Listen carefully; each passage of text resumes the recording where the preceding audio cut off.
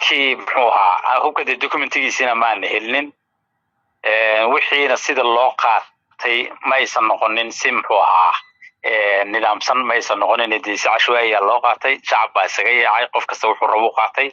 laakiin waxa cadayd in labada gaari midna rasaas yahay sida ay sheegayaan warar hadda laga helayo deegaanka Caleen oo ka tirsan gobolka Qorraxay ee ismaamulka Soomaali Galbeed laba baabuur oo ah kuwa xamuulka qaada ayna waardeynayaan gaadiid dagaal ayaa taagan iyadoo cidda leh aan la aqoonin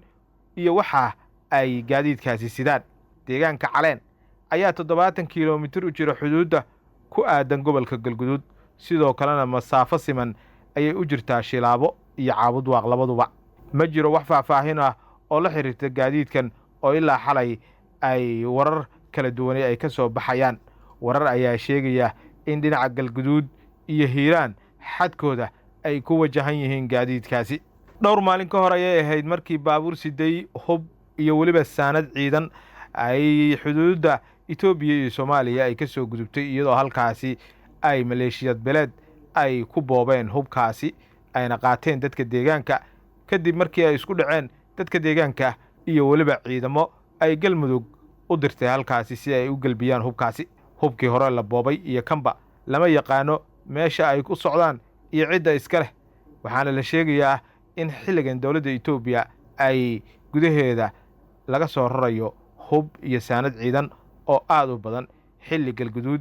iyo waliba Mudug ay ka jiraan colaad beeleedyo u dhaxaysa dadka walaalaha ah ama beelaha walaalaha ay halkaasi wada daga wixii ka soo kordho qodobkaasi waxaad kala socon doontaan wararkeena dambe ee Rasmi Radio wasiirka wasaaradda amniga dowlad goboleedka Galmudug Maxamed Aadan Gaboobe oo waraysi gaar ah siiyay qaar ka mid ah telefishinada ayaa ka hadlay arrimo xasaasi ah oo ku aadan hubkii maalmo ka hor lagu dhacay waqooyiga gobolka Galguduud wasiir Gaboobe ayaa sheegay in maamul ahaan aysan markii hore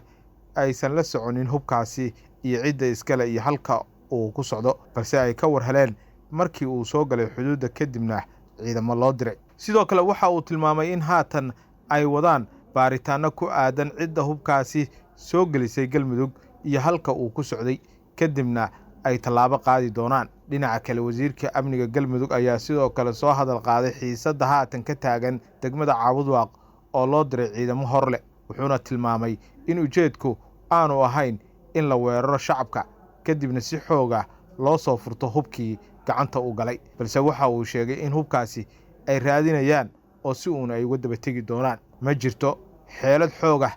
ama awood ciidan oo aan shacabka uga soo celinayno hubkaasi balse qorshe kale ayaan isticmaalaynaa ayuu yiri mar kale isagoo oo la hadlayay mid ka mid ah TV-yada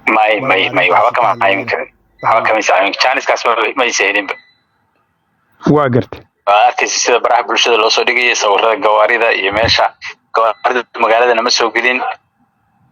nanka looga hortagay meeshaasana dib u ka dhaca waa gartay marka ciidankuna ma xakameyn karin shacab badan baa ku baabiila haday isku dayaan in muxuu ahaa ay xakameeyaan gaadiidka dadkii waday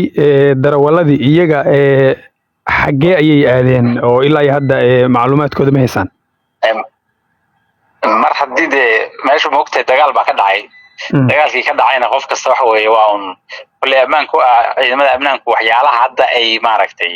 ay ku daba jiraan oo Caabud Waaq u joogaan oo rabaan inay xaqiijiyaan gaadiidka cidda iska lahayd cidii darawalada ka ahayd waa shaqada hadda la wado waana la soo qaban doonaa kulli markii la soo qabto ayaa tiradan la ogaan doonaa cidda u socotay la ogaan doonaa cidda iska leh cidda macnaha soo sahashay in la soo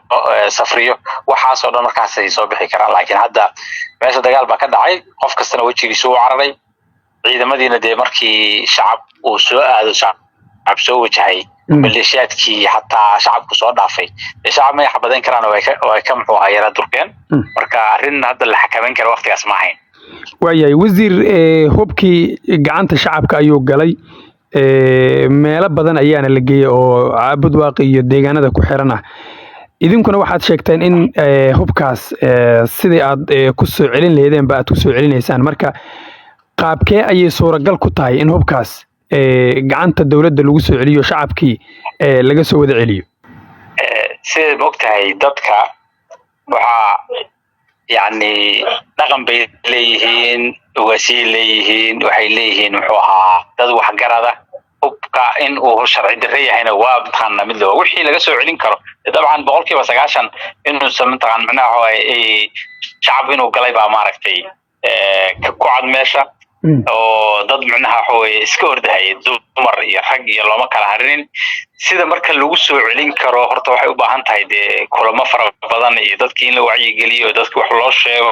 waxa soo dhan ay u baahan tahay marka ma sahlana inay muxuu ahaa